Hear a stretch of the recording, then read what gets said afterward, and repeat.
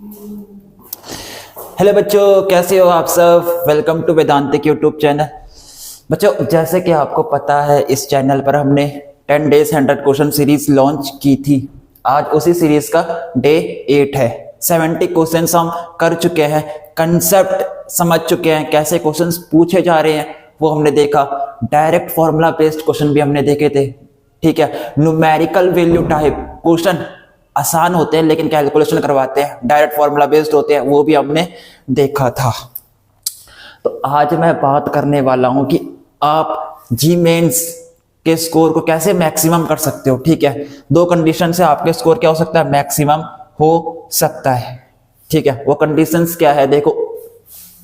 अगर आप फिजिक्स पर अच्छा कर रहे हो, ठीक है, ध्यान देना इस चीज को, अगर आप फिजिक्स अच्छी करते हो, जिसकी फिजिक्स स्ट्रांग है, तो ध्यान रहे जिसकी फिजिक्स स्ट्रांग है तो उसकी मैथ भी में भी काफी अच्छी पकड़ होगी।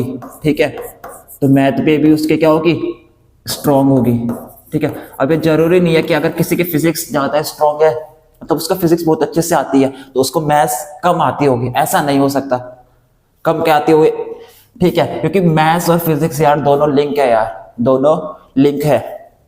डिफरेंशिएशन करते हो मैथ्स में, इंटीग्रेशन करते हो मैथ्स में, इक्वेशन, इलिप्स की, सर्कल की, जो चीजें फिजिक्स में भी वो चीजें याद रखनी पड़ेगी आपको। ठीक है, तो अगर आपकी फिजिक्स कहीं ना कहीं बेहतर करना चाहते हो अपनी फिजिक्स को, ठीक है, तो आपको मैथ आना जरूरी है, अच्छी मैथ आना जरूरी है।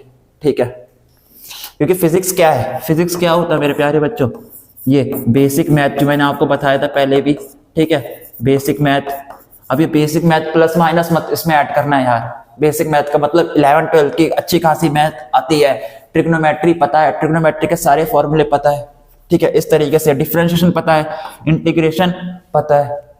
नेक्स्ट चीज क्या है, कंसेप्ट। तो कंसेप्ट तो हर चीज में आएगा भाई, जो सब्जेक्ट आप पढ़ोगे हर सब्जेक्ट पर कंसेप्ट आता है। चाहे सोशल साइंस पढ़ो उसका अलग कंसेप्ट, हिंदी पढ़ो उसका अलग कंसेप्ट, ग्रामर पढ़ो उसका अलग, इंग्लिश पढ़ो उसका अलग कंसेप्ट। ठीक है, तो फिजिक्स पढ़ो तो उसका भी कंसेप्ट होगा, मैथ पढ़ोगे तो उसका भी कंसेप्ट होगा। ठीक है, तो कंसेप्ट तो सारे सब्जेक्ट पर होता है। ठीक है, बेसिक मैथ किस में होती है, फिजिक्स पर। ठीक है, और लास्ट क्या है आपकी, थिंकिंग। ठीक है, थिंकिंग अप्रोच। ठीक है, थिंकिंग अप्रोच, ये तीन से अगर आप, ये तीन चीजें आपकी मुट्ठी पर है तो फिजिक्स आपके हाथ पर है बिल्कुल। ठीक है, बेसिक मैथ का मतलब वही कह रहा हूं कि आपको 11 12 की मैथ बिल्कुल अच्छे से आनी चाहिए। ठीक है, अचीवमेंट्स वाली हो तो मैथ्स में भी अगर आपकी मैथ्स कहीं ना कहीं अच्छी बेहतर है तो आपकी फिजिक्स भी बेहतर होगी। कहां पर मार खा जाओगे आप, बेसिक मैथ बढ़िया, क्योंकि मैथ आपकी स्ट्रांग है, बेसिक मैथ तो अपना आप ही बढ़िया, कंसेप्ट भी आपने सीख लिया कि फिजिक्स में कैसे चीजें हो रही है। थिंकिंग अप्रोच पर क्या कर दोगे आप, इस पर रुक जाओगे, इस पर जो गलती होगी सारी आप इस पर होगी, थिंकिंग अप्रोच पर, जिसकी बेसिक मैथ स्ट्रांग है। ठीक है, उसके लिए। अब जिसकी बेसिक मैथ स्ट्रांग नहीं है, फिजिक्स अच्छे से कर रहा है, कंसेप्ट अच्छे से समझ पा रहा है, कंसेप्ट समझ में आ गया, उसको क्या चीज है, ये law of conservation of energy लगाना है। थिंकिंग अप्रोच भी पता चल गई कैसे लगाना है, इनिशियल का potential energy plus kinetic energy रख लूंगा, उसको फाइनल के इक्वल कर दूंगा, थिंकिंग अप्रोच ऐसे लगाना है। ठीक है, लेकिन जो गलती कर जाएगा वो मैथ्स में गलती कर देगा, इंटीग्रेशन वाला फॉर्मूला भूल गया गलती से, integration of u v d x भूल गया। ठीक है, इंटीग्रेशन ऑफ क्या हो, d x divide by tan inverse something, trigonometric integration भूल गया, डिफरेंशिएशन भूल गया कि क्या इसका फॉर्मूला क्या होता है भाई, d d x u v, इस तरीके से। ठीक है, तब क्वेश्चन नहीं हो पाएगा, कंसेप्ट उसने समझ लिया था, अप्रोच भी उसे लगाना आ गई थी कैसे लगाना है, कर क्यों नहीं पाया क्वेश्चन, क्योंकि बेसिक मैथ नहीं समझ पाया, बेसिक मैथ में थोड़ा ढीला था। ठीक है, तो इसीलिए कह रहा हूं फिजिक्स, अगर आप फिजिक्स अपनी स्ट्रांग बना दी आपने, फिजिक्स स्ट्रांग बना दी, आपकी मैथ भी धीरे धीरे स्ट्रांग बनती रहेगी अपना आप ही। आपकी मैथ स्ट्रांग बन रही है तो फिजिक्स भी कहीं ना कहीं स्ट्रांग बनेगी। ठीक है, तो अगर ये दोनों चीजें भाई, यहां पर होता है maximum score, maximum score physics और मैथ्स में। देखो केमिस्ट्री में भी स्कोर होता है, ऐसी बात नहीं है, केमिस्ट्री में भी स्कोर होता है। ठीक है, और फिजिकल केमिस्ट्री, जो केमिस्ट्री में तीन होते हैं ना, फिजिकल, इनऑर्गेनिक और ऑर्गेनिक। फिजिकल केमिस्ट्री फिजिक्स से आ जाती है, अरे फिजिकल केमिस्ट्री का फिजिक्स तो यहीं पे है ना, एल बाहर लगा हुआ, फिजिकल केमिस्ट्री में क्या होते हैं, फॉर्मूला वगैरह चलेंगे, मॉडर्न फिजिक्स वगैरह, थर्मोडायनेमिक्स वगैरह, ठीक है, वो सारी चीजें फिजिक्स में आपने पढ़ रखी होती है कहीं ना कहीं। तो फिजिकल केमिस्ट्री तो ओवरऑल आसान होती है, ठीक है, फॉर्मूला ही पता है आपको, कैलकुलेशन पार्ट है बस फिजिकल। अब कठिनाइयां आती है बच्चों को इनऑर्गेनिक और ऑर्गेनिक पे, क्योंकि ये जो चीजें होती है ऑर्गेनिक पे ठीक ठाक है, इनऑर्गेनिक याद रखना पड़ेगा। एलिमेंट्स एसपीडीएफ ब्लॉक, कौन सा एलिमेंट्स कैसे कहाँ होगा, और एलिमेंट्स होगा भी इसकी इंथैली पर इंक्रीज कर रही है। अगर इधर आप जाते हो पीरियोडिक टेबल में, इस तरफ जाते हो लेफ्ट से राइट, इंथैल्पी इंक्रीज करती है, एक स्टेटमेंट कह दी। लेकिन एक्सेप्शन भी याद करना पड़ेगा। एक्सेप्शन क्या है कि भाई ये हीलियम के लिए नहीं होगा, ये इस एलिमेंट के लिए पॉसिबल नहीं होगा। इस तरीके से इनऑर्गेनिक क्या है, याद करने वाली चीज है, ठीक है। तो इनऑर्गेनिक पर अगर आपका स्कोर नहीं आता, क्योंकि याद करने वाली चीज है, अब कितना चीज याद कर सकते हैं भाई, याद करनी है, फिर उस याद में भी ये याद रखना है कि एक्सेप्शन कहाँ आएगा। वो चीज भूल गए, वो चीज याद नहीं रखी आपने कि एक्सेप्शन किन किन चीज के लिए, फिर तो याद किया वही बेकार है। अब ऑर्गेनिक में भी थोड़ा दिमाग लगाना होता है, लॉजिक होती है इसमें, ऑर्गेनिक केमिस्ट्री में लॉजिक होता है भाई। बेंजीन कंपाउंड्स, ये रिएक्शन करेगा, रिएक्शन के बाद रिएजेंट बताओ, सब्स्टिट्यूशन रिएक्शन है, हो तो रही है लेकिन यहाँ दो पर रिएजेंट बताओ किसके प्रेजेंस में हो रही है, इस तरीके से, ठीक है। तो केमिस्ट्री में मेरे हिसाब से जिनको केमिस्ट्री अच्छी लगती है वो मेन टारगेट करो कि केमिस्ट्री में अपना स्कोर बूस्ट कर सकते हैं। लेकिन जिनको फिजिक्स से प्यार है भाई, तो फिजिक्स के साथ मैथ को भी साथ में लेके चलो, ये दोनों आपके ऐसे सब्जेक्ट है स्कोर कर देते हैं एकदम मैक्सिमम, ठीक है। अब केमिस्ट्री वालों को अगर केमिस्ट्री से प्यार है खाली, ठीक है, तो इनका यहाँ फिजिक्स और मैथ में किसी न किसी एक सब्जेक्ट इनका फिजिक्स मैथ में से कोई ना कोई स्कोर लो करा सकता है। और सबको इक्वल इंपॉर्टेंस है नहीं है, फिजिक्स करो, मैथ करो, और केमिस्ट्री में क्या कर लो, फिजिकल कर लो, ऑर्गेनिक कर लो, इनऑर्गेनिक पार्ट हल्का से छोड़ भी जाओ तो कोई फर्क नहीं पड़ता, ठीक है। अरे भाई 75 क्वेश्चन होते हैं कि नहीं होते, ठीक है। अब भाई जिसको टॉप करना है और जिसको टॉप करना है, ठीक है, क्वालिफाइंग नेचर में कितने होते हैं भाई, कितने में आप क्वालिफाई कर जाओगे, अप्रोक्स 100 प्लस मार्क्स में, ठीक है। 100 प्लस मार्क्स अगर आपके आएंगे तो आप क्वालिफाई कर दोगे जी एडवांस के लिए। लेकिन ठीक है, लेकिन क्वालिफाई से मतलब नहीं है, ठीक है, हमें क्वालिफाई से मतलब नहीं है, हमें एक रैंक चाहिए, हमें एक स्कोर चाहिए जो अपने आप में बेस्ट हो। ज्यादा अगर ज्यादा आ गया उसकी मेहनत के हिसाब से, उसने ज्यादा मेहनत की होगी उसका ज्यादा आ गया, ठीक है। लेकिन हमें एक ऐसा स्कोर दो कि गुड हो, अपनी मेहनत के अकॉर्डिंग। आपने जितना 100% दिया था, आपको लगे कि मैंने इतना ही 100% दिया था और मेरे को इतने मार्क्स मिले हैं, सेटिस्फाई हूँ, ठीक है। लेकिन आपने अगर मेहनत ज्यादा की, आपका स्कोर कम रह गया, तो इसका मतलब आपने कहीं ना कहीं गलती की होगी, ठीक है, कहीं ना कहीं आपने गलती की होगी, ठीक है। तो सेटिस्फाई एक ऐसा स्कोर आपको प्रोड्यूस करना है जो आपको सेटिस्फाई कर सके अपनी मेहनत के अकॉर्डिंग। दूसरे को देख के नहीं करना कि दूसरा 75 क्वेश्चन अटेम्प्ट करके गया है तो मैं भी 75 अटेम्प्ट करूंगा, नहीं। क्यों करना है भाई 75? कंपलसरी लिखा है क्या वहां? अरे पेपर में कंपलसरी लिखा रहता है कि 75 क्वेश्चन करने कंपलसरी, अगर छूटा तो आपके नंबर काट देंगे। अरे ऐसा नहीं होता ना, जितने क्वेश्चन आते हैं पेपर में लिखा होता है जितने क्वेश्चन आते हैं उतने करो, जबरदस्ती 75 क्वेश्चन मत करो, ठीक है। जितने आते हैं उतने करो, उतने क्या करो, सही करो, उतने एकदम करेक्ट करो, जितने आते हैं करेक्ट एकदम सही। अगर जितने आपको आते हैं और उतने आप एकदम करेक्ट सही कर दे तो आपका स्कोर अच्छा होगा, गारंटी ले लो, लिख के ले लो, ठीक है। आपका स्कोर अच्छा होगा, अपने आप ही अच्छा होगा, ठीक है। 25 इसके 25 इसके 25 इसके, मान लो इस केमिस्ट्री का मैं आपने 10 क्वेश्चन कर दिए एकदम करेक्ट, 15 क्वेश्चन इसके रहते हैं, ठीक है।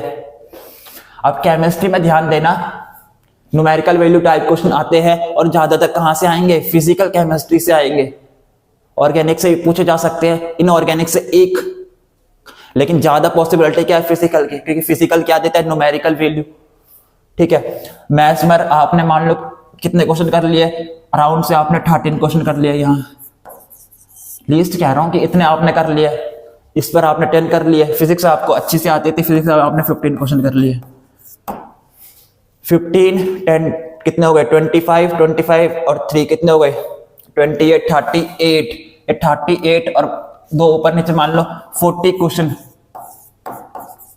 40 क्वेश्चन आपने कर लिए, आप इससे ज्यादा भी कर सकते हो यार। मैं अराउंड कह रहा हूँ कि कोई एवरेज बच्चा क्लास 12th पर है, 12th के साथ ही क्या कर रहा है, पेपर देने जा रहा है, और उसने कितना अटेम्प्ट कर लिया, 40 क्वेश्चन, और 40 के 40 क्वेश्चन क्या है, एकदम सही। स्कोर कितना हो गया, 160। कितने हो गया, 160। क्या अच्छा स्कोर है भाई, उसके अकॉर्डिंग उसका स्कोर बढ़िया है, ठीक है। जितने उसने मेहनत देखी, उसे बोर्ड भी देखना था और ये मेहनत करना था, लेकिन इस स्कोर पर कुछ चीज मिल जाना वो थोड़ा कॉम्प्लिकेटेड होगा जनरल वालों के लिए, ठीक है, जनरल वालों के लिए। अब जरूरी थोड़ी है, देखो केमिस्ट्री में उसने 10 किया, 15 क्वेश्चन अभी रह जाते हैं, उसने और टाइम लगा तो 5 क्वेश्चन यहाँ से और ले लिए, ठीक है। 13 क्वेश्चन यहाँ पर हुए हैं, अभी कितने क्वेश्चन और रहते हैं इसके, 12 क्वेश्चन और रहते हैं, ठीक है। 12 में से इसने 3 क्वेश्चन यहाँ से और ले लिए, ठीक है। और फिजिक्स पर कितने थे, 15, यहाँ से 2 क्वेश्चन और ले लिए, ठीक है। तो 2 question, 3 to 5 question, 5 question 10 question, total attempt हो गए 50 क्वेश्चन, और आपका स्कोर हो गया 200, ठीक है। अच्छा स्कोर है क्या, बिल्कुल अच्छा स्कोर है भाई, ठीक है। 200 इज नॉट, ये पुअर स्कोर बिल्कुल नहीं है, एक अच्छा स्कोर है, ठीक है। 200 इस पर आपको चीजें मिलना स्टार्ट हो जाएगी जनरल वालों के लिए, ठीक है। कॉलेज मिलना आपको स्टार्ट हो जाएगा, ठीक है। ध्यान दो, मैं आपसे यही कह रहा हूं कि 75 क्वेश्चन, अगर आपकी इच्छा की, अगर आपको लगे 75 के सारे क्वेश्चन आपने पढ़ लिए, सारे क्वेश्चन आपने देख लिया, और तब लगे कि आपको कि हाँ आसान क्वेश्चन है, मॉडरेट है, मैं ये कर सकता हूं, तभी अटेम्प्ट करो। लेकिन अगर आपने ये क्वेश्चन पढ़ा, ठीक है, मान लो ये इनऑर्गेनिक केमिस्ट्री से आया या फिजिक्स से आया, ठीक है, फिजिक्स का आपने क्वेश्चन पढ़ा, आपको क्वेश्चन पढ़ के कोई क्लू नहीं मिला, कंसेप्ट नहीं ढूंढ पा रहे, कौन सा कंसेप्ट लगाना है, फॉर्मूला तो दूर की बात है, अभी क्या कंसेप्ट ढूंढोगे, नहीं पता चल रहा, आगे बढ़ो, उस क्वेश्चन को वहीं पे छोड़ो, आगे बढ़ो, ज्यादा दिमाग नहीं लगाना, पहले कह रहा हूं। अगर कंसेप्ट आप नहीं ढूंढ नहीं पा रहे, एक लाइन पर आपने क्वेश्चन पढ़ा, उस लाइन, ठीक है, एक बारी में आपने क्वेश्चन पढ़ा, उस क्वेश्चन पढ़ते ही आपको कंसेप्ट समझ नहीं आ रहा फिजिक्स का कौन सा लगेगा, तो ज्यादा दिमाग उसमें नहीं लगाना, आगे बढ़ो, आपके पास और भी क्वेश्चन है, ठीक है। एक क्वेश्चन छोड़ा तो 24 क्वेश्चन तो बचे है ना, आगे बढ़ो यार, ठीक है। इस तरीके से करोगे, समझदारी से करोगे तो अब आंसर आएगा। और ध्यान रहो मेरे प्यारे बच्चों, तुक्का, बहुत लोग सोचते हैं कि सर तुक्का लगाएंगे नंबर आते हैं नेगेटिव में, तो तुक्का लगाने वाली गलती मत करना। अगर तुक्का लगाना है तो स्मार्ट तरीके से लगाना है, ठीक है। आपके पास होते हैं 4 ऑप्शन, ठीक है, इन 4 में से एक सही होगा और 3 गलत होंगे। मल्टीपल सिलेक्ट क्वेश्चन तो आते नहीं है कि एक से ज्यादा सही हो सकते हैं, ठीक है। तो आपका एक ना एक आंसर देगा, बाकी के 3 क्या देंगे, रॉन्ग होंगे।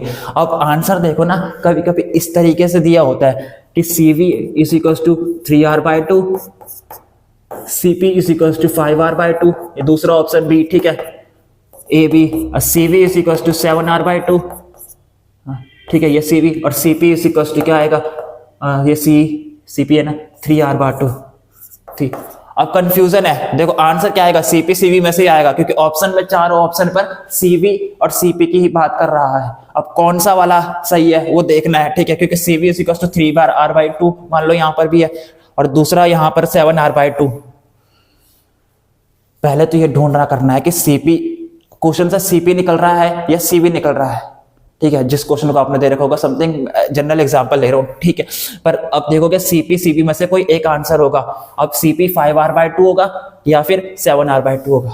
इस तरीके से आपको क्या करना है, कंफ्यूजन ढूंढना है। तो ये एलिमिनेशन लगाना है, चीज निकालोगे, आपको पता चल गया कि इस क्वेश्चन पर CP निकलेगा, CP निकलेगा तो CP वाले निकलेगा तो CV वाले ऑप्शन पहले ही गलत हो जाएंगे। अब इन दोनों में से एक आंसर आएगा, तब आपको पूरा उसको सॉल्व करना है, ठीक है। तो इस तरीके से, ये तुक्का नहीं लगाया, यहाँ पर स्मार्ट तरीके से सोचा, क्वेश्चन में पता चल गया, थोड़ा पढ़ा उसको तो पता चल गया कि CV निकलेगा, CP आएगा इसका आंसर, आंसर जो भी आएगा CP आएगा, कितना आएगा वो यहाँ से आपको आगे सॉल्व करके पता लगाना है।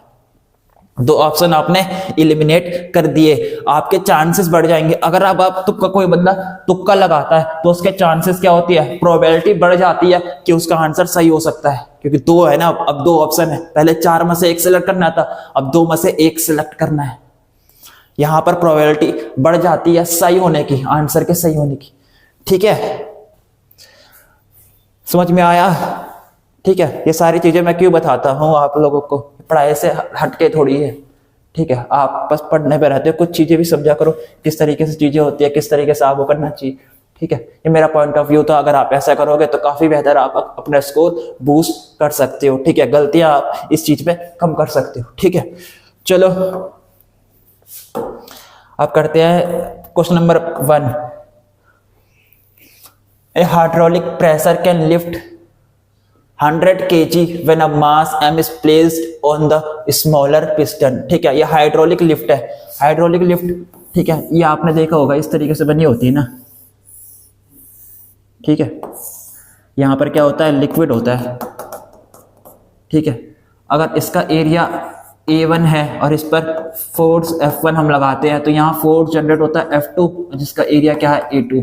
ठीक है, यह हाइड्रोलिक लिफ्ट पास्कल लॉ। अब मैंने अभी इतना ही क्वेश्चन पढ़ा, देखो 100 kg लिफ्ट कर दिया हाइड्रोलिक प्रेस, मेरे को समझ में आ गया पास्कल लॉ से है, एप्लीकेशन ऑफ पास्कल लॉ। क्या कहता है पास्कल लॉ कि अगर आप एक जगह प्रेशर इंक्रीज करते हो तो वही प्रेशर पूरे सिस्टम पर क्या हो जाता है, इक्वली डिस्ट्रीब्यूट हो जाता है। मतलब अगर आपने लगाया प्रेशर P1 इधर तो यही प्रेशर P2 यहां पर मिलेगा, P1 इक्वल्स टू P2। ठीक है, अब P1 प्रेशर क्या होता है, फोर्स अपॉन एरिया, तो F1 divide by A1 is equals to F2 divide by A2। ठीक है, ये होता है। पर इस केस पर होता क्या है मेरे प्यारे बच्चों, आप एक छोटा सा फोर्स लगाते हो यहां पर। ठीक है, आपने गैराज देखा होगा, गैराज में काम होता है और कार आती है और मैकेनिक को क्या करना होता है, कार के नीचे मतलब उसके पार्ट्स को क्या करना होता है, साफ करना होता है गाड़ी के पार्ट्स को। ठीक है, तो इस केस पर वो अपने पैर से इस पिस्टन पर क्या लगाता है, अपने पैर से उसने लगाया फोर्स, हल्का सा फोर्स लगाएगा तो यहां पर अगर कार रखी होगी तो इस कार पर फोर्स लगता है, और यहां पर अगर एक छोटा सा फोर्स आप लगाते हो ना तो यहां पर बहुत बड़ा फोर्स आपको मिलता है, बहुत ज्यादा। ठीक है, अब मान लो अगर आप यहाँ 10 न्यूटन लगा रहे हो, 10 न्यूटन का फोर्स लगा रहे हो तो यहाँ कितना मिलेगा भाई, यहाँ आपको मिलेगा अप्रोक्स कितने न्यूटन, ये मैं बता रहा हूँ कि इसका लेकिन ज्यादा ही मिलता है। ठीक है, इतना फोर्स यहाँ पर लगेगा तो ये कार क्या होगी, ऊपर उड़ जाएगी इस तरीके से, ताकि वो अंदर नीचे लेट सके कार के और साफ कर सके उसके पार्ट्स। ठीक है, तो यही था बेसिकली, आप एक छोटा फोर्स लगाते हो, इनपुट आप एक छोटा फोर्स देते हो और आउटपुट आपको बहुत ही लार्ज फोर्स मिलता है। यह है पास्कल लॉ। ठीक है, पास्कल लॉ पर यह एप्लीकेशन काम करती है। अब आगे पढ़ो क्वेश्चन को कि इट कैन लिफ्ट केजी। अच्छा, पहला केस पढ़ो कि a hydraulic press can lift 100 kg when the mass m is placed on the smaller piston. एक स्मॉलर पिस्टन पर मैंने क्या डाला, एक मास m1, तो mg फोर्स लगा होगा, धरती मां लगाती है mg फोर्स। ठीक है, mg डिवाइड बाय a1 एक छोटे का एरिया, कितना मास उठा रहा है ये 100g डिवाइड बाय a2 का एरिया, बड़े वाले का एरिया। ठीक है, अच्छा जी, g से g कट गया। ठीक है, g से g कट गया तो यहां पर आया आपकी value m, a2 divide by a1 के वैल्यू कितनी आ गई, 100। ठीक है, इसको आपने नोट कर लिया। ठीक है, नंबर 1 कह दिया उसको। आगे पढ़ो क्या लिखा है, इट कैन लिफ्ट केजी, ये कितना लिफ्ट कर सकता है, कितना मास लिफ्ट कर सकता है, when the diameter of the larger piston, जब आपने इस लार्जर पिस्टन का डायमीटर क्या कर दिया, इंक्रीज कर दिया 4 टाइम्स, मैंने इसका डायमीटर 4 टाइम्स बढ़ा दिया। इसका मतलब इसकी जो रेडियस होगी वो भी क्या होगी, 4 टाइम्स बढ़ गई होगी। तो इस टाइम पर इसका एरिया आएगा A2 डैश, कितना आएगा 16 टाइम्स ऑफ A2। कितने को ये समझ में आया, मैं डायरेक्ट लिख रहा हूँ चीजें, मैंने कहा है ना बेसिक मैथ, एरिया क्या होता है, पाई d/2r²। ठीक है, तो बस वही तो चीज किया है। ठीक है, आगे increase by 4 times and that of the smaller piston is decreased bye 4 times. अब जो छोटे वाले का था उसका एरिया मैंने क्या कर दिया, डायमीटर घटा दी 4 टाइम्स, इसका मतलब उसकी रेडियस भी घटी होगी 4 टाइम्स। ठीक है, तो इसका एरिया कितना आएगा, A1 डैश। ठीक है, ये कितना आएगा भाई, ये आएगा A1 डिवाइड बाय 16। कितने को भाई ये समझ में आ गया, लिखना लिख सकते हो बिल्कुल। ठीक है, अब पूछ रहा है कि अगर इस छोटे वाले पिस्टन पर सेम मास स्मॉलर मैंने रखा हुआ है तो यहां पर मैं कितना मास रख सकता हूं। पास कर लो, वापस पास कर लो। m divide by a1 dash is equals to क्या होगा, capital M divide by a2 dash. ठीक है, यहां पर आएगा आपका m divide by a2 dash की वैल्यू क्या आ गई a1, और a1 की वैल्यू कितनी है a1 बाई 16, तो यहां पर आएगा आपका 16 इंटू 16। ठीक है, और यहां पर आएगा आपके पास 100 इज इक्वल्स टू m। ठीक है, m की वैल्यू कितनी आएगी 25600 kg। अब देखो जरा, अब देखो कितना मास ये उठा सकता है, कितना है ये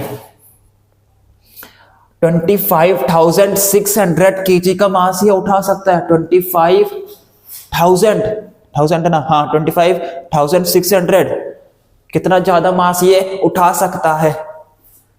ठीक है, इस तरीके से। अब ये तो मास है, इतना मास का मैं याद रख सकता हूं जो कि उठा देगा आराम से। अभी 10 से मल्टीप्लाई करूंगा, ठीक है, तो फोर्स मिलेगा ना, तो कितना फिर ये हो जाएगा 2,56,000 फोर्स लगेगा यहाँ पर, प्रोड्यूस होगा। छोटा सा फोर्स प्रोड्यूस किया आपने। छोटा सा फोर्स कितना दिया था भाई m, और ये g, mg बाउंस दिया था। ठीक है, m10m होगा, और उसने कितना प्रोड्यूस कर दिया 2,56,000 फोर्स उसने प्रोड्यूस कर दिया इस साइड पर। देखो इतना छोटा सा फोर्स देने से कितना बड़ा फोर्स प्रोड्यूस हुआ।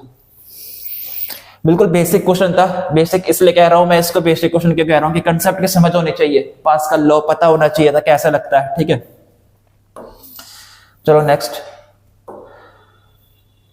A helicopter is flying horizontally with a speed v at an altitude h has to drop a food packet for a man on the ground। ठीक है भाई, ये आदमी एक ग्राउंड, ये है आपका ग्राउंड, और ये आदमी की पोजीशन है, ये आदमी खड़ा हो रखा है यहाँ पर। ठीक है भाई, हेलीकॉप्टर इस पर गिराएगा तो प्रोजेक्टाइल होगा। ठीक है, हेलीकॉप्टर सीधा जा रहा है, उसकी वेलोसिटी v। ठीक है, ये हाइट कितनी बनी थी h। ये ना क्वेश्चन, एंगल कितना बनेगा यहाँ 90 डिग्री ग्राउंड के साथ, सीधी हाइट है। v at an altitude h has to drop a food packet for a man on the ground। ये हेलीकॉप्टर एक फूड पैकेट गिरा रहा है, वो ऐसे गिरेगा, आदमी के पास पहुंचेगा। अगर आदमी का ये डिस्टेंस अगर x है यहाँ से यहाँ, ठीक है, और ये दूरी, ठीक है, ये दूरी क्या है इसकी, कैपिटल H। तो what is the distance of the helicopter from the man when the food packet is dropped. तो what is the distance of helicopter from the man, helicopter और मैन के बीच में क्या दूरी होगी जब फूड पैकेट गिर चुका होगा, when the food packet is drop, जब फूड पैकेट ड्रॉप गिर रहा होगा। तो यही तो दूरी है, ये A, इसे मानो O और B, तो AB तो वो दूरी है। ठीक है, AB तो वो दूरी है हेलीकॉप्टर और मैन के बीच की, जब फूड पैकेट गिर रहा होगा। तो आपको AB फाइंड करना है। ठीक है, ऑप्शंस दिए होंगे वहां पर बिल्कुल, क्योंकि ऑप्शन वाला ही लग रहा है, ये numerical value type answer question है नहीं। ठीक है, अब AB कैसे निकाले, पहले तो सबसे पहले मैं निकालूंगा कि टाइम, कि कितने टाइम के बाद ये पैकेट नीचे गिर जाएगा। ठीक है, तो टाइम मैंने क्या लगाया, h इज इक्वल्स टू क्या होगा, h is equals to ut plus का हाफ gt स्क्वायर। ठीक है, ये मैंने लगाया। Height is equals to, y axis की बात कर रहा हूं और इसके पास खाली इनिशियल वेलोसिटी है x एक्सिस के अलोंग। ठीक है, इसके पास uy तो है ही नहीं, वेलोसिटी का y कंपोनेंट तो है ही नहीं, क्योंकि ऊपर, अरे प्रोजेक्टाइल जब आपने पढ़ा था, ये प्रोजेक्टाइल ही तो है यार, पीछे इधर इधर घुमा लो, हाईएस्ट पॉइंट पर वेलोसिटी का x कंपोनेंट रहता है, बस y कंपोनेंट क्या हो जाता है 0, तो uy क्या आएगा 0। तो हाइट की वैल्यू क्या आएगी आपके पास, हाफ जी टी स्क्वायर। ठीक है, तो टाइम इज इक्वल टू क्या आएगा, अंडर रूट 2h/g। इतना टाइम उसको लग रहा होगा। ठीक है, ये आपका टाइम निकल के आ गया, time is equal to under root 2h/g। ठीक है भाई, अब ये h है, ये x क्या है, ये रेंज, यहां से रेंज ही तो होती है। अरे हॉरिजॉन्टल डिस्टेंस, रेंज का फॉर्मूला क्या था, x ठीक है, डिस्टेंस इज इक्वल्स टू क्या होता है, स्पीड इनटू टाइम। वही लगा रहा हूँ simple formula, distance is equals to speed into time. Basic कर रहा हूँ एकदम। स्पीड क्या है इसकी भाई, स्पीड क्या है, किस स्पीड से जा रहा है v, और टाइम किस टाइम तक पहुंच जाएगा वहां तक, वो एरा टाइम। ये लो कुछ नया, कुछ प्रोजेक्टाइल वाला ज्ञान निकाला मैंने अभी तक, कुछ प्रोजेक्टाइल वाला ज्ञान निकाला। ये तो कॉमन सेंस थी ना कि इस केस पर इसका कंपोनेंट, अरे यार ये कंपोनेंट v के लॉन्ग है, x एक्सिस के लॉन्ग, y वाला कंपोनेंट कैसे होगा, ऊपर थोड़ी उड़ जाएगा। कॉमन सेंस से आपने क्या निकाला, uy 0, अगर जिसने प्रोजेक्टाइल ना पढ़ा हो। ठीक है, फिर क्या लगा रहा हूं, वही ये 90 डिग्री, ये हाइट निकालनी है। हाइट इज इक्वल टू क्या होती है, वही बेसिक सा Pythagoras theorem, under root h square, ठीक है, प्लस का क्या आएगा, इसका स्क्वायर, तो v स्क्वायर, ठीक है, 2h डिवाइड बाई g। लो यही तो पूछा रहा है और यही तो आंसर है, सिंपल, यही तो आंसर है भाई, है कि नहीं। कुछ नई चीज करी इसमें मैंने नहीं करा। जिसने प्रोजेक्टाइल कंसेप्ट पढ़ा हुआ है वो कर देगा इसको, जिसने प्रोजेक्टाइल कंसेप्ट नहीं पढ़ा लेकिन फिजिक्स की अच्छी खासी नॉलेज है, थिंकिंग अप्रोच अच्छी है, वो तो वैसे भी कर देगा बिना प्रोजेक्टाइल के। कोई प्रोजेक्टाइल वाला फॉर्मूला लगाया नहीं लगाया भाई, ये न्यूटन्स के कौन से कर रहा हूँ, इक्वेशन ऑफ मोशन यूज कर रहा हूँ। ठीक है, किसके लिए लिख रहा हूँ, वाई एक्सिस के लॉन्ग लिख रहा हूँ, बस वही तो लिखी है। ठीक है, तो ये देखो ना मेरे प्यारे बच्चों, अगर आप कंसेप्ट चीजें नहीं आती लेकिन आपकी थिंकिंग अप्रोच अच्छी है, वैसे ही कर लोगे क्वेश्चन बेसिक से। बेसिक से स्पीड इज इक्वल टू क्या होता है, डिस्टेंस अपॉन टाइम, तो डिस्टेंस इक्वल टू क्या होता है, स्पीड इनटू टाइम। वही आपका क्या होता है, रेंज। रेंज के केस में भी हम यही करते थे भाई, रेंज हम जब निकालते थे। प्रोजेक्टाइल मोशन आता कैसे है यार, बेसिक से, बेसिक फिजिक्स लगा के प्रोजेक्टाइल आया है, कोई नया थोड़ी कंसेप्ट इंट्रोड्यूस हुआ है। ठीक है, ध्यान रखो इस चीजों को, सब बेसिक से आता है भाई। स्टार्टिंग में सब एडवांस करोगे तो ऐसा कैसे होगा भाई, बेसिक करो अपने ठीक अच्छे से, एकदम एडवांस अपने आप करने लग जाओगे। A homogeneous solid cylindrical roller of radius r, solid cylindrical roller of radius r, radius इसकी है r, ठीक है भाई, and mass m, कैपिटल M is pull on a cricket pitch। अच्छा, क्रिकेट के पिच पर चला रहे हैं इस रोलर को भैया, हॉरिजॉन्टल फोर्स, एक हॉरिजॉन्टल फोर्स लगा के, हॉरिजॉन्टल फोर्स लगा के F, assuming rolling without slipping. अब ध्यान रहो इसने क्या बोला, एस्यूमिंग, एस्यूम करो कि रोलिंग हो रही है विदाउट स्लिपिंग, बिना स्लिप हुए रोलिंग होती है। ये तब होती है जब कांटेक्ट सरफेस, ये सरफेस का जो कांटेक्ट का पॉइंट है, यहां पर आपकी ट्रांसलेशनल वेलोसिटी इक्वल होनी चाहिए रोटेशनल वेलोसिटी के, तब आपके क्या होती है, रोलिंग विदाउट स्लिपिंग। अब फोर्स इधर लगा तो फ्रिक्शन फोर्स भी इसके लिए रिस्पॉन्सिबल होता है, स्टैटिक फ्रिक्शन भी लगता है। ठीक है, तो स्टैटिक फ्रिक्शन की भी कंडीशन होती है कि जब अगर आपकी रोलिंग हो रही है विदाउट स्लिपिंग तो स्टैटिक फ्रिक्शन भी इसके लिए रिस्पॉन्सिबल हो, स्टैटिक फ्रिक्शन भी कहीं ना कहीं लगेगा। ठीक है, काम कर रहा होगा, एक्शन पर है ये। ठीक है, अब आगे क्या पूछ रहा है भाई, पूछ रहा है इसका एंगुलर एक्सेलरेशन बता दो। एंगुलर एक्सेलरेशन कितना, अल्फा, आपसे पूछ रहा है अल्फा बता दो, चलो बताओ इसका अल्फा। ठीक है, सारे फोर्सेस बैलेंस करो, एफ लगा इधर, फ्रिक्शन फोर्स लगा इधर, ठीक है, नेट फोर्स होगा m, कैपिटल M मास था इसका। ठीक है, और एक्सेलरेशन क्या, लीनियर वाला a। अब बच्चों को पता है कि linear acceleration a is equal to क्या होता है, r अल्फा। लीनियर और ट्रांसलेशन के बीच पर रिलेशन, ठीक है, खाली r से मल्टीप्लाई करते हैं बस, v is equal to r omega, इस तरीके से। अच्छा भाई, फोर्स, अब ध्यान दो, ये फ्रिक्शनल फोर्स, ठीक है, और ये आर रेडियस, तो इसको घुमा भी रहा होगा। अरे टॉर्क, टॉर्क क्या होता है, R cross F, R cross F, R ये एफ ये, दोनों पर एंगल कितना, 90 डिग्री, तो इसका क्या आएगा, आर एफ एस। ठीक है, ये आ गया टॉर्क। ठीक है, टॉर्क आपने लिख दिया इस पॉइंट के अलोंग। अब टॉर्क लिखना है, टॉर्क की वैल्यू तो ये भी होती है भाई, torque is equals to I alpha, ये होती है। अगर आपको टॉर्क लिखना है किसी एक्सिस के along, torque is equals to I alpha use करोगे। अगर टॉर्क लिखना है किसी पॉइंट के long, torque is equal to लिखोगे आर क्रॉस एफ, ठीक है। तो टॉर्क का इसको टाउ का बात है कि tau, tau is equal to क्या होता है I alpha, I moment of inertia क्या होता है भाई सॉलिड सिलेंडर का डिस्क के इक्वल, तो M R square divide by 2 alpha. Equate करो चीजें, इक्वेट करो तो यहाँ आएगा M R square divide by 2 into alpha is equal to क्या आएगा आर इंटू एफ एस। भाई आर से तो आर काट दो एक, और आपके पास एफ एस की वैल्यू आ गई जो आपको चाहिए थी M R alpha divide by 2, ठीक है। ये आपका निकल के आ गया।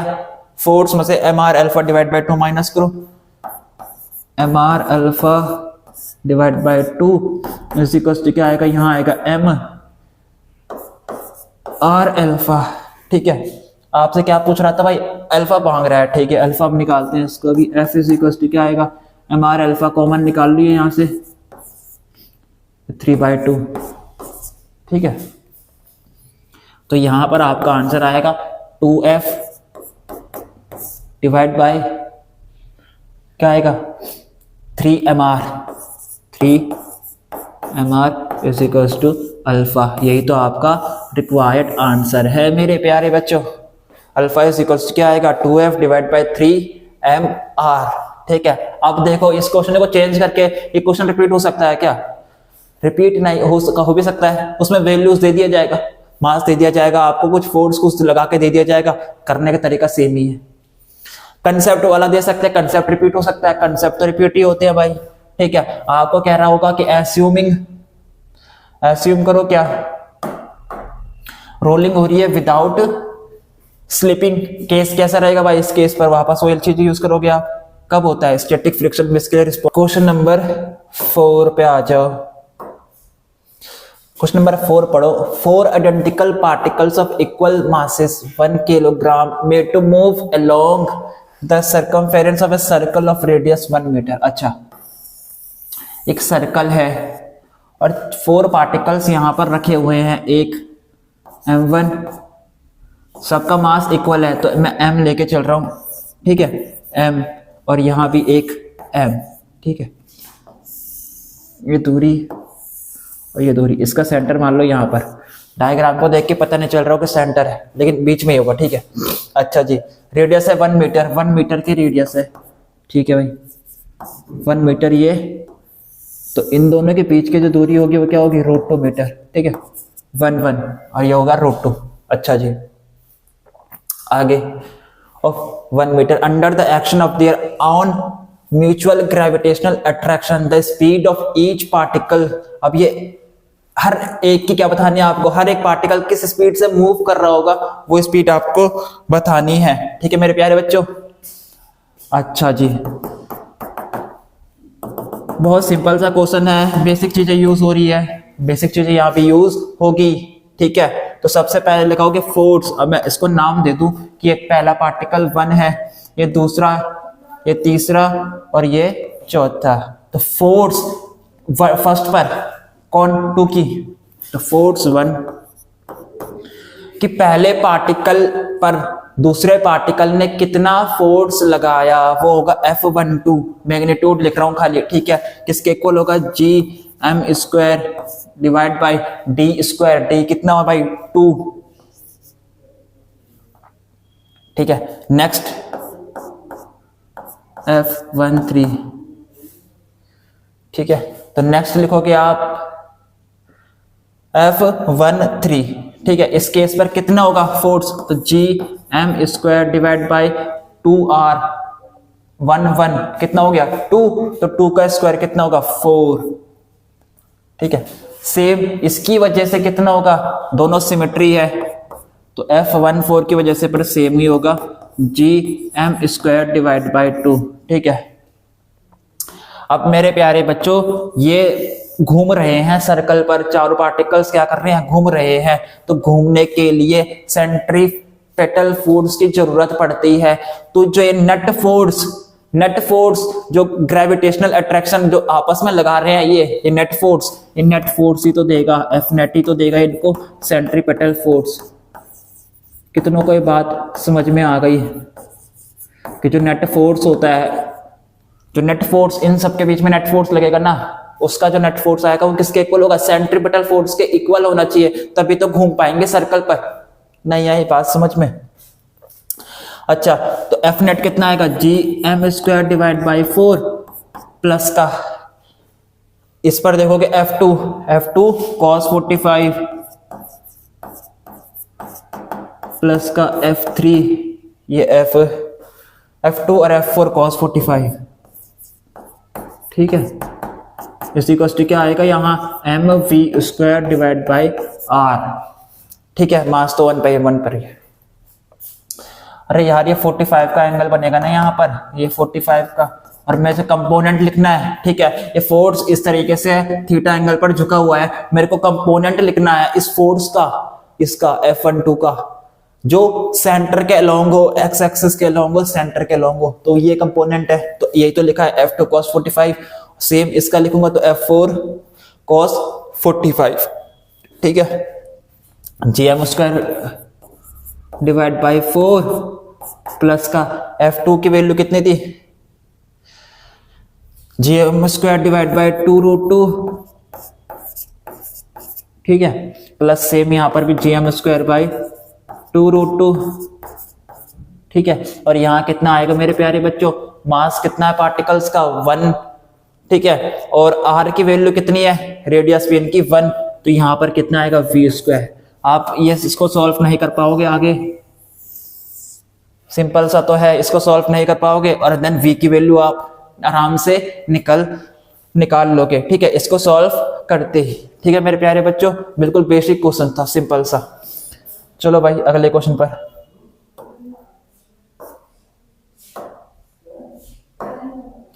देखो क्वेश्चन नंबर 5 बहुत इजी क्वेश्चन है, जी मेन से पूछा है, मैंने यहां पर लिखा नहीं है लेकिन जी मेंस पे आया हुआ है, ठीक है। जिन्होंने प्रीवियस ईयर लगाया होगा वो तो बता देंगे सर ये जी मेंस का है।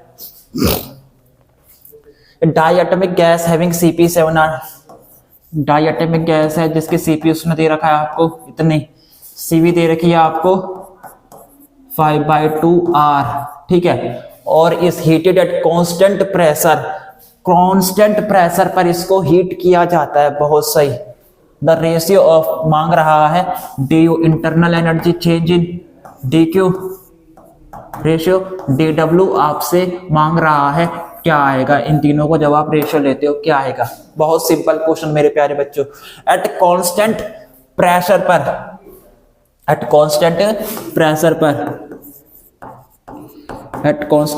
प्रेशर तीन चीजें होती है एट कांस्टेंट प्रेशर पर। सबसे पहला क्या होता है कि आप इंटरनल एनर्जी लिख सकते हो NCV dt, नंबर 1, ठीक है। एट कांस्टेंट प्रेशर पर आप हीट लिख सकते हो dq change heat is equal to NCP dt, number 2।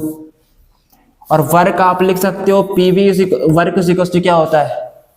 P delta V। तो यहां पर क्या होगा? P कांस्टेंट है, उस PV की वैल्यू डालोगे nRT divide by delta V, तो यहां आएगा nRDT, नंबर 3,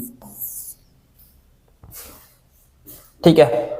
जब आप इसको रिलेट करोगे आपको चाहिए du ratio dq ratio dw, तो यहां से जब आप सॉल्व करोगे तो आपके पास क्या आएगा? CV ratio CP ratio R, ठीक है। CV की वैल्यू कितनी है? 5/2R, CP कितना है? 7/2, और ये कितना हो गया? R, तो यहां से आएगा आपका 5R ratio 7R divide by 2R, ठीक है। अब आपके पास आया यहां से 5:7:2, यही आपका क्या है? आंसर।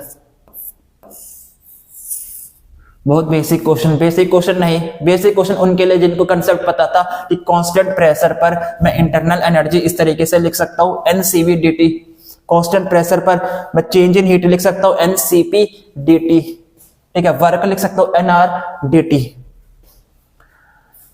ठीक है भाई। चलो अगला क्वेश्चन नंबर 6 पढ़ो इसको आराम से, क्या चीज लिखी है? Two identical capacitors have same capacitance C. दो आपके पास आइडेंटिकल क्या है कैपेसिटर्स है जिनकी कैपेसिटेंस क्या है सेम सी। One of them is charge to the potential V. अगर इसकी कैपेसिटेंस सेम है और एक को मैं चार्ज करता हूं वी वोल्टेज के साथ, ठीक है, एंड अदर को मैं दूसरे वाले को मैं करता हूं 2V के साथ, the negative ends of both are connected together. अब दो कैपेसिटर्स के मैंने नेगेटिव एंड एक साथ जोड़े हैं, इसका मतलब अगर ये पॉजिटिव एंड है और ये नेगेटिव एंड है तो इन नेगेटिव वाले को मैंने ऐसे नेगेटिव से जोड़ा और पॉजिटिव वाले को पॉजिटिव से, ठीक है।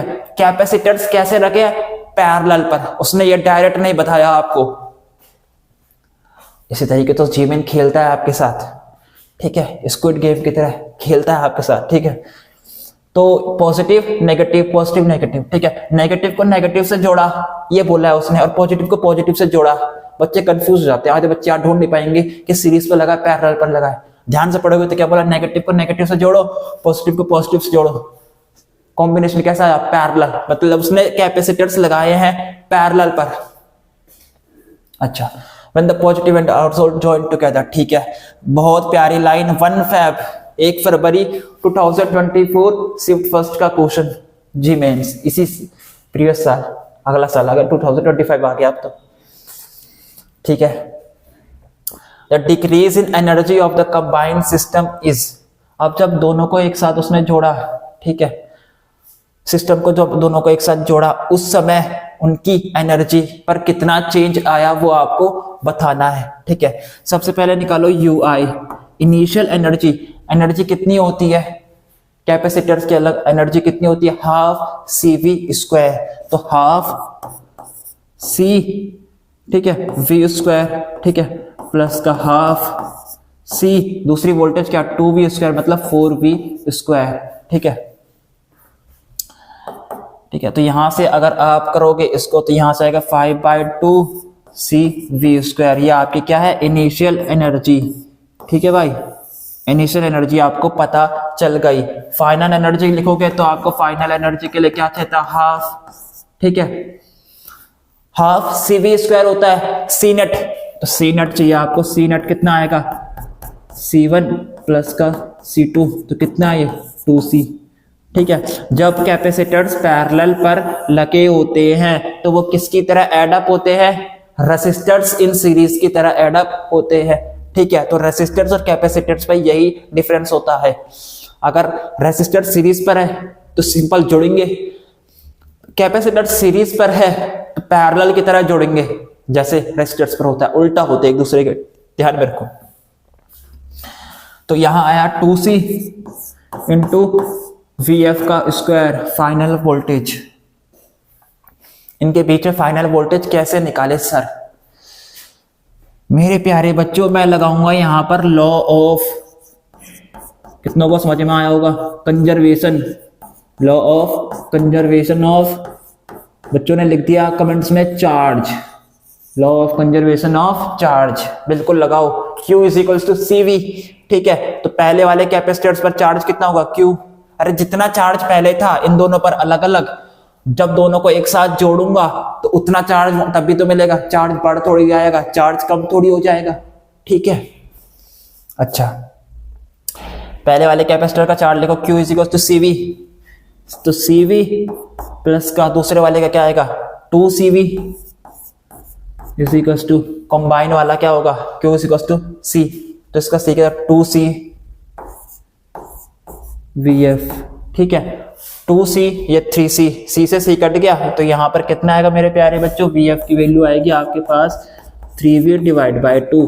चेक करो इसको, यही आ रहा है क्या 3V डिवाइड बाई 2, ठीक है। तो फाइनल एनर्जी कितनी आएगी आपके पास UF is equals to 1/2 into 2C into 3V मतलब 9V square divide by 4, 9V square divide by 4, 2 से 2 कट गया, ठीक है, और 2 से ये भी कट गया, नहीं 9/V, तो UF की वैल्यू कितनी आएगी आपके पास 9/4 CV स्क्वायर, ठीक है,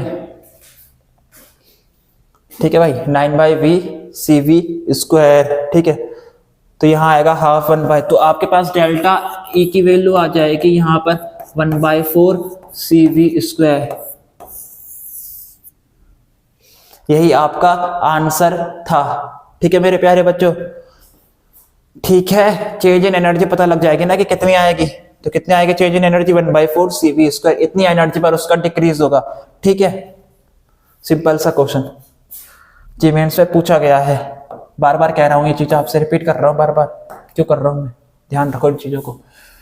find the magnetic field at the point P in figure.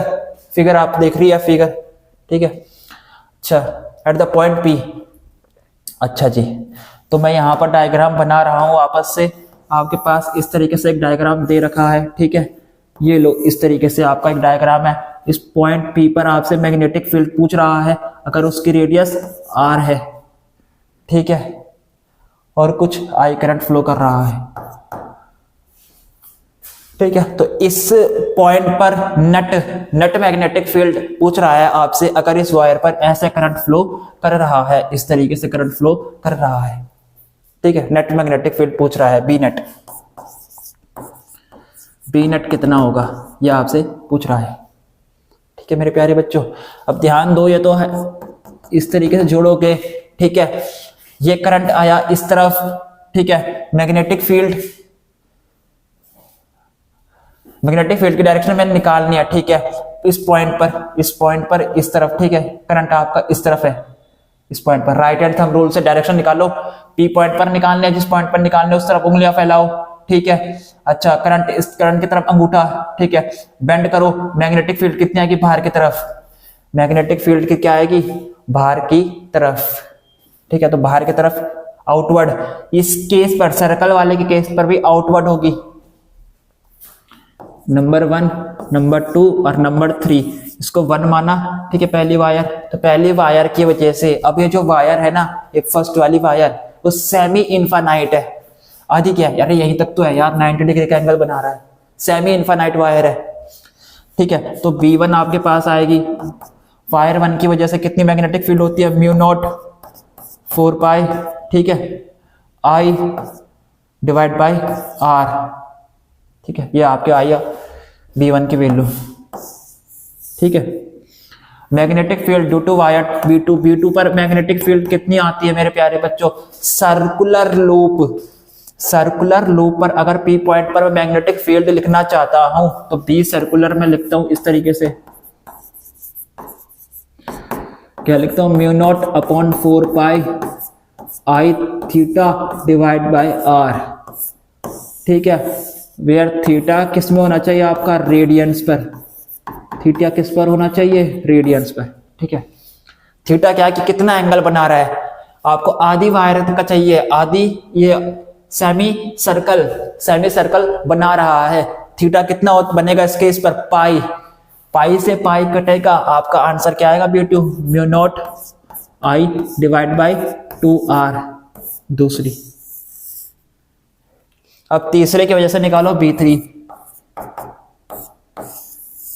Equals to 0। बच्चे सोचने पड़ेगा B3 0 कैसे आया। अब जिन्होंने बायट सावर्ट लॉ, ठीक है, और फाइनाइट लेंथ की वजह से जिनको पता है फॉर्मूला किस तरीके से लगता है, तो उनको ये भी पता है कि जो आपका ये वायर पर अगर करंट फ्लो करता है तो हम परपेंडिकुलर डिस्टेंस P पर मैग्नेटिक फील्ड लिखते हैं। और मैग्नेटिक फील्ड कैसे लिखते हैं, μ0 4π I डिवाइड बाई, ये डिस्टेंस अगर A है perpendicular A sin phi 1 plus का sin phi 2, ठीक है। लेकिन इस केस पर ये वायर के अलोंग जो ये पॉइंट है, वो पॉइंट यहां कॉन्साइड कर गया, इस वायर पर आ गया। देख पा रहे हो ना, ये वायर है और उसी वायर P पर ये पॉइंट है, ठीक है, कॉन्साइड कर गया। इसका मतलब साइन कितना बना होगा, 0 बना होगा, 0 डिग्री का एंगल। और 0 डिग्री का एंगल, साइन 0 की वैल्यू क्या होती है, 0। और किसी को भी आप 0 से मल्टीप्लाई करोगे तो आंसर कितना आएगा, 0। यहां से एक बात समझने को पता चली कि वायर के अलोंग अगर कोई पॉइंट आपको दे रहा है कि वायर है, उसी पर अगर कोई पॉइंट दे रखा है, उसी लाइन पर, सेम लाइन पर, वायर के डायरेक्शन पर, उस केस पर कोई भी मैग्नेटिक फील्ड प्रोड्यूस नहीं होगी। समझ में आई बात, अब नेट मैग्नेटिक फील्ड पूछ रहा है तो B1 प्लस का B2 एड अप कर दो, बस नेट आ गई। ठीक है, दोनों B1 किसके बाहर की तरफ, यहां से करोगे तो ये भी बाहर की तरफ, अरे यार इस तरीके से करो, इसको घुमाया बाहर की तरफ। ठीक है, इस तरीके से करो, इस तरीके से, ये करंट गया इस तरीके से। ठीक है, और बाहर की तरफ इस तरह करंट इस तरीके से गया। ठीक है, पॉइंट पी पर बाहर की तरफ, यहां से मैग्नेटिक फील्ड क्या बाहर की तरफ, दोनों की तरफ से क्या होगी, आउटवर्ड मैग्नेटिक फील्ड आएगी। दोनों बाहर की तरफ है तो एड अप हो जाएगी। अगर एक से बाहर आ रही है, एक से अंदर आ रही है तो माइनस कर देना बस। ठीक है, चलो भाई अगला question, question number 8। If the, ये देखो मेरे प्यारे बच्चों 31 जैन 2024 शिफ्ट फर्स्ट का क्वेश्चन, बहुत ही easy question. If the wavelength of the first member of Lyman series, Lyman series के पहले मेंबर की वेवलेंथ दे रखी है आपको लैम्डा। ठीक है, अच्छा सबसे पहले लेमन सीरीज को देखते ही एक चीज आपको बात में आ गई, रेडबर्ग का फॉर्मूला क्या था, 1 by lambda is equals to R Z square 1 divide by n1 का स्क्वायर माइनस के 1 डिवाइड बाई n2 का स्क्वायर, रेडबर्ग्स फॉर्मूला, रेडबर्ग्स फॉर्मूला। ठीक है, ये है रेडबर्ग का formula. The wavelength of the second member, पहले मेंबर की वेवलेंथ दे रखी है। पहला मेंबर मतलब कि ट्रांजिशन कहां से हो रहा है, n1 इज इक्वल्स टू 1 से लेके पहला मेंबर, n2 की वैल्यू क्या होगी 2। यह है फर्स्ट मेंबर, फर्स्ट ट्रांजिशन जिसे कहते हैं, फर्स्ट ट्रांजिशन। ठीक है भाई, जेड क्या एटॉमिक नंबर, और यह हाइड्रोजन एटम की बात चल रही है तो 1 by lambda is equals to क्या जाएगा आर स्क्वायर। ठीक है, यह आएगा 1 डिवाइड बाई 1 माइनस के 4। ठीक है, तो 1 बाई लैम्डा आर, आर है 1 by lambda is equals to R, ये कितना आ जाएगा मेरे प्यारे बच्चों 3 डिवाइड बाई 4। ठीक है, आर की वैल्यू आएगी 4 डिवाइड बाई 3 लैम्डा ना, तो आर की वैल्यू आपने निकाल ली यहां से 4 डिवाइड बाई 3 आर, 3 लैम्डा। ठीक है, ये आ गई। ठीक है, इस तरीके से आप सेकंड मेंबर की पूछ रहा है आपसे क्या वेवलेंथ होगी, तो सेकंड मेंबर की मैंने सेम फॉर्मूला, इसको मान लिया lambda dash is equals to क्या आर, सेम। ट्रांजिशन क्या होगा इस बार 1 से 3। ठीक है, तो सेकंड वाले के लिए ये होता है n1 इज इक्वल्स टू 1 और n2 is equals to 3 for second transition, for second. बस यही क्वेश्चन आपको सिलेक्ट करने कौन सा डायरेक्ट फॉर्मूला बेस्ड है, डायरेक्ट, इसमें तो कैलकुलेशन में भी नहीं करनी, डायरेक्ट फॉर्मूला पता होना चाहिए था बस आपको। ठीक है, पता होना चाहिए था लेमन सीरीज का फर्स्ट ट्रांजिशन 1 से 2 जाता है, सेकंड ट्रांजिशन 1 से 3 जाता है, इस तरीके से पता होना चाहिए। n1 कहां से स्टार्ट होता है फर्स्ट, लेमन के लिए, बर्नौली के लिए अलग होता है, पास्टन के लिए अलग होता है। ठीक है, ब्रैकेट के लिए अलग, पी फंड अलग, इस तरीके से। ठीक है, अब इसको क्या करोगे, सॉल्व करोगे और आपका आंसर आ जाएगा। ठीक है मेरे प्यारे बच्चों, इसको सॉल्व करो। ठीक है, उस आर की वैल्यू यहां पर डालो और लैम्डा डैश पर क्या निकालो, रिलेशन निकालो। ठीक है, तो सॉल्व कर देना इसको। चलो भैया आगे, आगे देखो question number 9। Truth table for the given circuit will be, इस गिवन सर्किट की ट्रुथ टेबल क्या होगी, वहां ऑप्शन आपको दे रखा होगा, ट्रुथ टेबल बने हुई। ठीक है, अब देखो इस पर क्या क्या चीजें, x 2 या y। ठीक है, उसके बाद x का नोट भी ले रखा है तो मुझे x बार की जरूरत भी पड़ेगी। ठीक है भाई, और देखो x और ये है y, x डॉट y भी इन्होंने ले रखा है, इसकी जरूरत भी मेरे को पड़ेगी।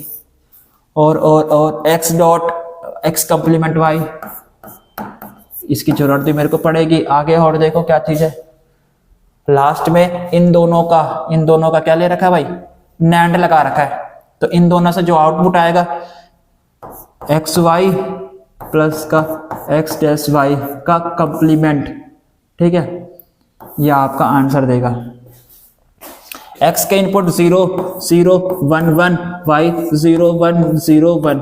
ठीक है, x बाहर निकालो, 0 है तो यहाँ 1 0, 1 1 0 0। x डॉट वाई निकालो, x डॉट का मतलब मल्टीप्लाई, एंड गेट का मतलब क्या होता है मल्टीप्लाई, तो 0 0 0 0 0 और यहाँ आया 1। x complement dot Y, x complement dot Y 1 0 0 1 1 1 0 0 0 और 0 1 0। ये भी क्या है नैंड गेट है ना, तो इसमें डॉट लगेगा डॉट। अब इन दोनों का निकालोगे तो 0 इंटू 0, 0 इंटू 0 कितना आया 0, और उस 0 का कंप्लीमेंट कितना आएगा 1। 0 इंटू 1 कितना होता है 0, और उस 0 का कंप्लीमेंट निकालोगे कितना आएगा 1। 0 इंटू 0 कितना होता है 0, उस 0 का कंप्लीमेंट निकालोगे यहां से 1। 1 इंटू 0 0, उस 0 का कंप्लीमेंट चाहिए तो कितना आएगा 1। तो आपका आंसर क्या है, तो ये z क्या होगा, z क्या होगा, हर इनपुट के लिए z की वैल्यू जो होगी हमेशा हाई होगी। 1 1 1 सारे केस पर ये क्या दे रहा है 1 1 1। बिल्कुल आसान क्वेश्चन, सिंपल सा, ठीक है। ट्रुथ टेबल बनाना आना चाहिए। अगर 2 आउटपुट है तो कैसे बनता है, 3 आउटपुट है कैसे, 3 इनपुट है तो कैसे बनता है, ठीक है भाई। चलो अगला क्वेश्चन, क्वेश्चन नंबर 10। मेरे प्यारे बच्चों ध्यान से देखो इस क्वेश्चन को क्या है। 1 metre long metal rod XY, ठीक है, ये मेटल रॉड आपको दिख गई XY, ठीक है। न्यूमेरिकल वैल्यू टाइप क्वेश्चन है, ब्रैकेट हमको दे रखा है। Complete the circuit as shown in figure, ठीक है। The plane of the circuit is perpendicular to the magnetic field, ठीक है, प्लेन परपेंडिकुलर है। अच्छा भाई, जो जो चीज इसने दे रखी है वो सारी चीज मैं यहां लिख रहा हूं। इसने मैग्नेटिक फील्ड मेरे को दे रखी है कितनी 0.15 टेस्ला। आगे सर्किट का रेजिस्टेंस दे रखा है इसने 5 ओम, ठीक है भाई। अब इस पर कितना मेरे को फोर्स लगाना है कि ये कांस्टेंट वेलोसिटी के साथ मूव कर जाए, ठीक है, ये पूछ रहा है। Velocity is equal to 4 ms-1, बस इतना ही चीज दे रखी है। फोर्स की आगे वाली यूनिट मेरे को बता नहीं है। 2 कंसेप्ट लगेंगे। देखो अगर इसको मोशन में लाना है, मतलब फोर्स लगाना है, तो इस पर जो नेट फोर्स लगना चाहिए वो 0 लगना चाहिए। ऐसा क्यों कह रहा हूं कि मैग्नेटिक फील्ड, और उस पर मैं क्या रखता हूँ, एक करंट, ये रॉड रखता हूँ, और रॉड को क्या करता हूँ मोशन करता हूँ, ठीक है। जब रॉड मोशन में आती है ना तो उसके पास एक मोशनल EMF जनरेट होता है, मोशनल EMF। अगर रॉड मोशनल EMF कैसे जनरेट होता है, अगर रॉड मूव करती है मैग्नेटिक फील्ड पर, आगे पीछे हो रही है, तो कहीं ना कहीं उसकी फ्लक्स मैग्नेटिक फ्लक्स पर चेंज आएगा, और जब जब मैग्नेटिक फ्लक्स पर चेंज आएगा तब तब EMF इंड्यूस होता है। तो इमोशनल EMF इंड्यूस होता है, जिसकी वैल्यू क्या होती है V क्रॉस B, ध्यान रखो इस चीज को, डॉट L, ठीक है भाई, ये होता है, ठीक है। इस केस पर जो वैल्यू आएगी वो क्या आएगी, E = VBL। कैसे, वेलोसिटी इस तरफ, मैग्नेटिक फील्ड अंदर की तरफ, फोर्स लगेगा ऊपर की तरफ, फोर्स लगेगा ऊपर की तरफ। जहां ऊपर की तरफ फोर्स लगता है वो होता है पॉजिटिव टर्मिनल, और ये होता है नेगेटिव टर्मिनल। बैटरी का टर्मिनल भी हमने फाइंड कर दिए। V क्रॉस B तो हो गया, ठीक है, V भी आ गया यहां से, ठीक है, क्योंकि V और B के बीच में एंगल कितना बना था 90 डिग्री, sin 90 कितना होता है। अब डॉट L भी है, तो देखो फोर्स की डायरेक्शन कितनी आई है ऊपर की तरफ, ठीक है, और L लेंथ पे क्या है ऊपर के डायरेक्शन पर, डिस्प्लेसमेंट वेक्टर, ठीक है। एंगल कितना बना 0, तो cos 0 कितना होता है 1। तो अभी तो देख रहा हूं EMF की E की वैल्यू क्या है कि VBL, ठीक है, इतना समझ में आ गया। अच्छा, दूसरा, इस पर एक मैग्नेटिक फोर्स भी लग रहा होगा, magnetic force on current carrying wire, एक करंट कैरिंग वायर है। अब इसमें करंट फ्लो कर रहा है कि नहीं, अरे EMF इंड्यूस हुआ है, तो इस EMF इंड्यूस की वजह से इसके अंदर एक करंट भी इंड्यूस हुआ होगा, और वो करंट अगर इस पर फ्लो कर रहा है तो उस करंट पर मैग्नेटिक फील्ड के द्वारा फोर्स लगा हुआ होगा, ठीक है। और वो फोर्स कितना होता है F मैग्नेटिक, कितना होगा मेरे प्यारे बच्चों, IL वेक्टर B, ठीक है, जिसे मैं कहूंगा यहां पर BIL, बिल, क्योंकि L वेक्टर है ये, बी क्या है, अंदर की तरफ एंगल कितना बनता है 90 डिग्री, साइन 90 कितना होता है 1। ठीक है, अब हो गया यहां पर बी एल इंड्यूस करंट, ये करंट कौन सा, इंड्यूस्ड करंट। तो करंट इज इक्वल टू क्या होता है वी बाई आर, तो वी कितना है V B L divide by, ठीक है, और नीचे क्या आएगा V B L resistance R. तो इसको जब आप सॉल्व करोगे तो यहां आएगा बी स्क्वायर, ठीक है, L square V divide by R. सारी वैल्यूज आपको पता है, आपको बी मालूम है, आपको लेंथ मालूम है, लेंथ कितनी है 1 है एज इट इज, वी आपको मालूम है, वेलोसिटी 4, आर आपको मालूम है 5। जैसे इसको सॉल्व करोगे आपके पास फोर्स की वैल्यू आ जाएगी। ठीक है, और इसका आंसर कितना आता है मेरे प्यारे बच्चों, इसका आंसर आता है यहां पर 18। ठीक है, कमेंट सेक्शन पर इसका आप आंसर लिखोगे। ठीक है मेरे प्यारे बच्चों, आज का सेशन यहीं पे हम क्या करते हैं, एंड करते हैं। ठीक है, अगर आपको क्वेश्चन समझ में आए, कंसेप्ट आपको समझ में आए, चीजें आपको समझ में आए कि इमोशनल ईएमएफ जैसे मैंने बताया, मैंने इसमें बहुत सारी चीजें कवर करी, बेसिक्स आपको बताया। ठीक है, अगर आपको सारी चीजें समझ में आई तो मेरे प्यारे बच्चों वीडियो को लाइक करो, शेयर करो अपने दोस्तों के साथ। ठीक है, तभी हमें पता चल पाएगा कि हाँ मेरी वीडियोस आपको पसंद आ रही है। ठीक है मेरे प्यारे बच्चों, अपने दोस्तों के साथ शेयर करो, उनको बताओ कि इस चैनल पर ऐसी क्वेश्चन सीरीज निकली है, अगर तुम इसको अगर रिवीजन करना चाहते हो अचीवमेंट्स की तो इस चैनल पर विजिट करो। ठीक है, अब जब एक बार चैनल आप विजिट करोगे, अगर आपको वीडियो अच्छी लगे तभी देखो उस चैनल को सब्सक्राइब करना, वीडियो को लाइक करना। ठीक है, वीडियो आपको अगर अच्छी नहीं लगे तो रीजन बताना कि सर वीडियो अच्छी हमें नहीं लगी, इस तरीके से। ठीक है, तो लाइक करो, शेयर करो। ठीक है, अपने दोस्तों के साथ कमेंट्स में आप लिख सकते हो। ठीक है, जो चीजें आपको चाहिए। ठीक है, इस सीरीज के बाद बच्चों आप सभी के लिए एक सरप्राइज है। ठीक है, जिनको क्लास 12 सीबीएसई बोर्ड्स नजदीक आ रहे हैं, ठीक है, 50 डेज की स्ट्रेटेजीज बताऊंगा मेरे प्यारे बच्चों, 50 डेज की स्ट्रेटेजीज। ठीक है, उस पे आपका ऑलमोस्ट सब कवर कर दूंगा फिजिक्स की, जिन्होंने अभी तक कुछ नहीं पढ़ा, क्लास 12 वालों जिन्होंने अभी तक कुछ नहीं पढ़ा बोर्ड के लिए। ठीक है, बस 50 डेज अगर आपने मेरे वीडियोस देख ली, गारंटी मैं कह सकता हूं कि आपके फाइनल वाले जो एग्जाम होता है ना बोर्ड का, 70 मार्क्स का होता है फिजिक्स का, उसमें आपके 60 प्लस 55 प्लस मार्क्स आराम से क्रॉस करेंगे। ठीक है मेरे प्यारे बच्चों, तो ये सीरीज खत्म होने के बाद ही हम इंट्रोड्यूस करने वाले हैं। ठीक है, तो तब तक के लिए keep practice, keep learning. Thank you.